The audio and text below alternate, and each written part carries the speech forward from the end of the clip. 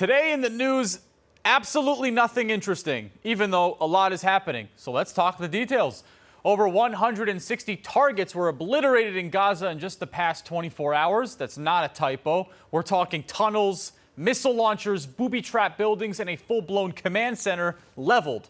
It's all part of Operation GIDEON'S Chariot. And today, it's officially expanded. The IDF now not just raiding, they're also seizing territory, clearing it out, and holding on to it.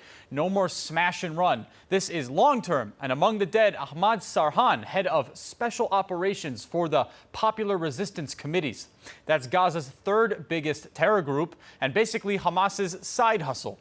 Reports say Israeli commandos stormed into Khan Younis when in disguise.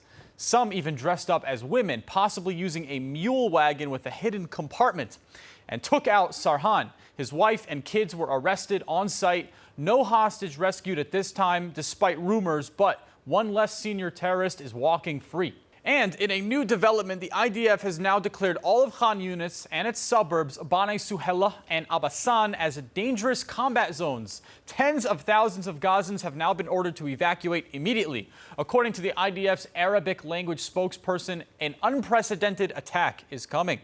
Civilians are advised to flee west towards the Mawasi area. Meanwhile, inside the Knesset, drama over the aid to Gaza. Just days ago, Finance Minister Bezalel Smotrich was threatening to blow up the coalition over humanitarian aid. And today, he says it's fine. Why? Because according to him, the aid is now going through private contractors from the U.S. and not Hamas. They're not surrendering, he says. It's just strategic moderation. Smotrich claims that it's the only way to avoid Israel getting slammed with war crime accusations, losing U.S. support and halting the military operation altogether. Netanyahu's camp says that the pressure from the U.S. reached a red line. That's how close Washington was to pulling support, all over pictures of Gazans starving, some even faked. So what's the fix? Israel says it's setting up a new IDF-secured aid center. And here's the catch. They're not ready yet. So for now, it's the old method, the one that Hamas already knows how to exploit. So yeah, not one crumb to Hamas sounds really good, but the reality, we'll see. Also today, a UN official says 20 trucks of aid are set to enter Gaza, mostly carrying food. The trucks were spotted in the Kerem Shalom crossing, but no official comment from Israel yet. So now here's where things get a little bit cloudy. Israel Hayom reports that the U.S. may have pressured Israel into restarting aid deliveries as part of a quiet deal to get Israeli-American soldier Edan Alexander out of Gaza. The U.S. publicly called his release a gesture or a gift, but behind the scenes, it may have come with some strings attached. If true, this means that the aid resumed before new safeguards were even put in place, all to close this deal. The IDF says that it's rushing to get the new system operational, but in the meantime, there's a little stopping Hamas from skimming off the top. Meanwhile, ceasefire negotiations in Doha have reportedly hit some sort of dead end, according to Israeli officials. Hamas wants guarantees that Israel won't continue the war, and Israel is not giving any guarantees of that kind. Stalemate.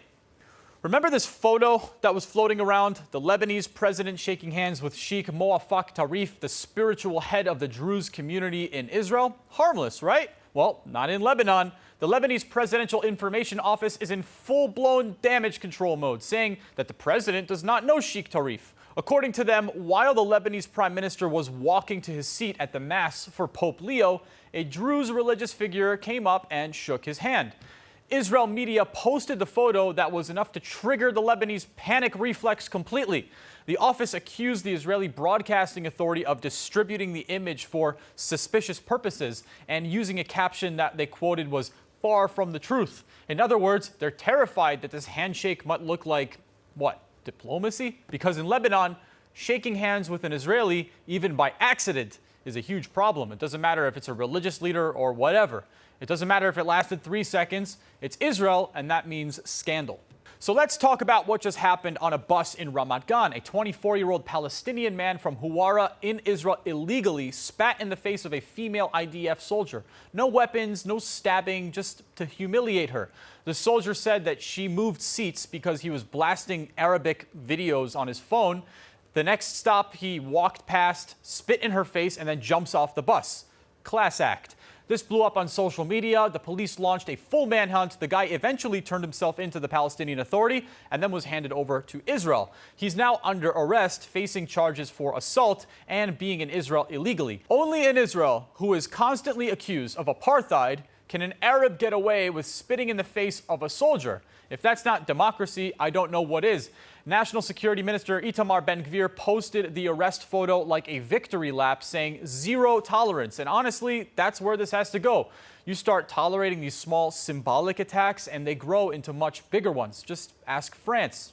And now to the Jordan border. After back-to-back incidents of migrants just walking straight into Israel from Jordan, no weapons, no detection, just literally walking right in, the Israeli cabinet finally approved a major upgrade.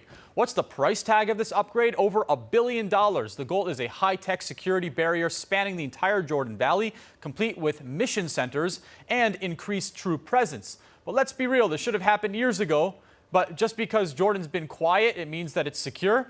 The West Bank, Judea and Samaria is right there. Syrian infiltrators have crossed before, and Iran is always probing for new ways to get in. The new barrier is part of a larger shift. Israel is locking down every possible flank, north, south, and now east. Gaza's on fire. Lebanon's on edge. The last thing that anyone wants is for Jordan to become the next weak link. The message is simple. No more border slip-ups. Not now and not ever. So that's all the interesting and not so interesting details of what's going on. Hey, it's news. What did you expect? We're not CNN. We won't lie to you just to get you to click. Tune in every single day for the latest on what's going on down here in the Holy Land. My name is Simcha Brodsky. This has been Overnight Israel for jfeed.com. Catch you and your dog next time.